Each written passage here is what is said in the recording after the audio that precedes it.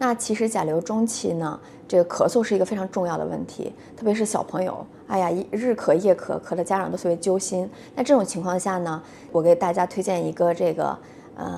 怎么说食疗方吧，那就是川贝炖梨啊，这个其实在临床上是比较有效的。那这个具体怎么做呢？我们可以取一个这个大梨，然后给它切成2半，把中间的核呢给它挖掉，挖掉呢，把这个核里啊可以放这个1克的川贝粉，然后给它上锅蒸，这种呢一定要蒸透，蒸40分钟以上，然后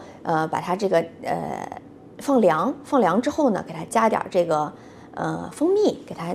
碾碎，这样给小朋友喂。这种呢，其实临床上呀，止咳化痰、润肺的效果特别好。那小朋友呢，也特别喜欢吃